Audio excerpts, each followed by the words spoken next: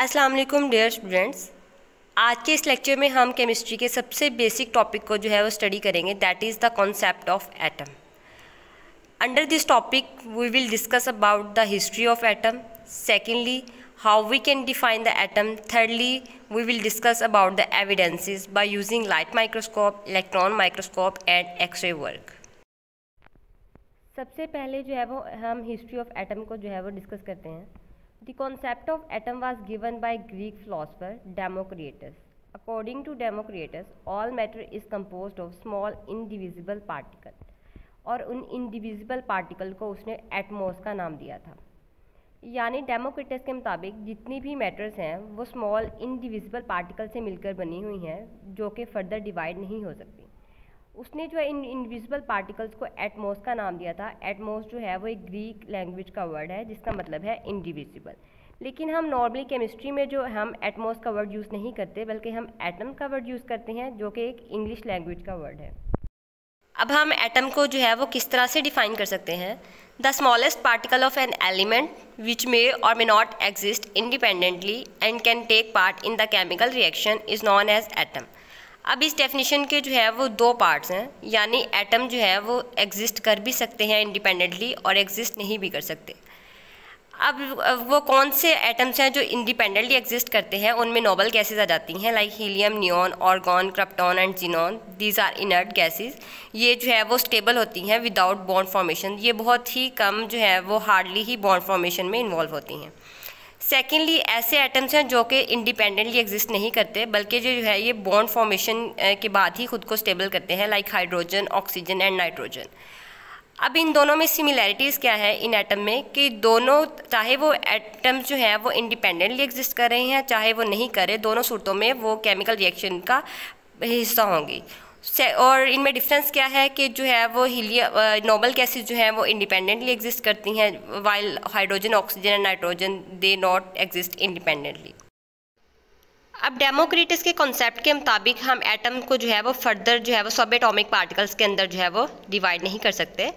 लेकिन बाद में कुछ मॉडर्न रिसर्चर्स ने जब एटम्स को जो है वो स्टडी किया तो उन्होंने कहा कि हम एटम को फर्दर सब एटॉमिक पार्टिकल्स के अंदर जो है वो सब डिवाइड कर सकते हैं, like electrons, protons, neutrons, hyperons, neutrino वगैरह। लेकिन उनके अंदर जो इलेक्ट्रॉन्स, प्रोटॉन्स एंड न्यूट्रॉन्स हैं वो फंडामेंटल पार्टिकल्स हैं एटम के। अब हम देखते हैं एविडेंसेस। सबसे पहले बाय यूजिंग लाइट माइक्रोस्कोप। अब लाइट माइक्रोस्कोप के अंदर क्या होता है कि हम विजिबल लाइट को यूज़ करके हमने एटम्स को जो है वो स्टडी किया था।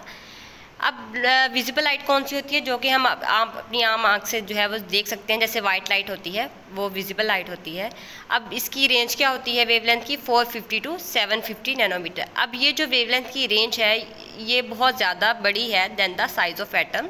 एटम का साइज़ बहुत छोटा होता है, दैट इज़ 0.2 नैनोमीटर। तो इस वेवलेंथ की रेंज के अंदर जो है वो एटम को देखना जो है वो नामुमकिन है। अब लाइट माइक्रोस्कोप के बाद जो है वो हमने फिर एविडेंस लिए इलेक्ट्रॉन माइक्रोस्कोप के ज़रिए, क्योंकि लाइट माइक्रोस्कोप की वेवलेंथ की रेंज बहुत बड़ी थी। फिर हमने इलेक्ट्रॉन माइक्रोस्कोप यूज़ की, जिसके अंदर हम इलेक्ट्रॉन की बीम को यूज़ करते हैं और वेवलेंथ ऑफ इलेक्ट्रॉन जो है वो बहुत छोटी होती है दैन द विजिबल लाइट। अब हमारे पास फर्स्ट ईयर की बुक में एक स्केच लिया गया है, जिसमें जो है उन्होंने क्या किया कि ग्रेफाइट का जो है एक पीस लिया। ग्रेफाइट क्या होता है, सिंपल कार्बन का एक लेयर स्ट्रक्चर होता है, जिसको उन्होंने जो है वो इलेक्ट्रॉन माइक्रोस्कोप के नीचे रखा और उसका जितना ग्रेफाइट का साइज़ था उसको 15 टाइम जो है वो मैग्नीफाई करके उसको देखा। तो क्या मिला, हमें एक ब्राइट और डार्क बैंड जो है वो हमें नज़र आई लाइट इलेक्ट्रॉन माइक्रोस्कोप के अंदर। अब वो जो ब्राइट और डार्क बैंड्स हैं वो क्यों नज़र आए, ड्यू टू एक्साइटेशन और डी एक्साइटेशन। ठीक है।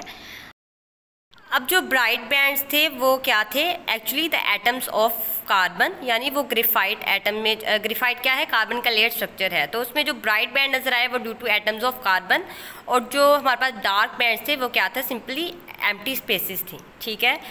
अब ये जो हमारे पास बैंड्स बने क्यों, जब हमने जो है वो लाइट इलेक्ट्रॉन बीम डाली अपने ग्रेफाइट स्ट्रक्चर पे, तो क्या हुआ, एक्साइटेशन हुई इलेक्ट्रॉन्स की, फिर डी एक्साइटेशन हुई, और डी एक्साइटेशन के बाद जो है वो लाइट एमिट हुई, और उस लाइट एमिट जो हमारे पास लाइट एमिट हुई थी उसकी वजह से ये ब्राइट और डार्क बैंड्स बने, जिसके ज़रिए जो है वो हमें पता चला कि इस मतलब स्ट्रक्चर के अंदर इतने एटम्स ऑफ ग्रेफाइट हैं, कार्बन है, और इतनी जो है वो एम्प्टी स्पेसिस हैं। अब जो थर्ड एविडेंस था वो एक्सरे वर्क एनालिसिस था, जिसके ज़रिए हमें दो चीज़ें मिली एटम के बारे में, एक उसका डायमीटर, दूसरा मैस। अब डायमीटर क्या होता है, एटम एक स्फेरिकल स्ट्रक्चर है जिसके एक एज से दूसरे एज का जो डिस्टेंस है वो उसका डायमीटर कहलाता है। अब डायमीटर ऑफ एटम कितना था, 2 एंगस्ट्रॉम, या अगर हम नैनोमीटर में बात करें तो 0.2 नैनोमीटर। और उसके जब मैस की बात करें तो 10⁻⁻27 टू -25 किलोग्राम की रेंज में हमें जो है वो एटम का मैस मिलता है। और अगर हम इसको ग्राम में कन्वर्ट करें तो हम यहाँ किलोग्राम की जगह 10⁻³ पुट कर देंगे, इस तरह से -24 टू -22 ग्राम मिल जाए। अब ये जो किलोग्राम और ग्राम है मैस, ये कैलकुलेट करना बहुत मुश्किल होता है, इसलिए साइंटिस्ट ने जो है वो एटम के लिए जो है वो एक एटॉमिक मैस यूनिट जो है वो उसको सेलेक्ट किया 1 AMU, जो एटम के मैस को डिफाइन करने के लिए, that is equal to 1.66 multiply by 10⁻⁻27 kilogram. अब एटम की मैस को जो है वो डिफाइन करने के लिए ये स्पेसिफिक यूनिट यूज़ किया जाता है, that is 1 atomic mass unit. This is all about the concept of atom. In the next lecture we will discuss about the molecule, ions and molecular ion.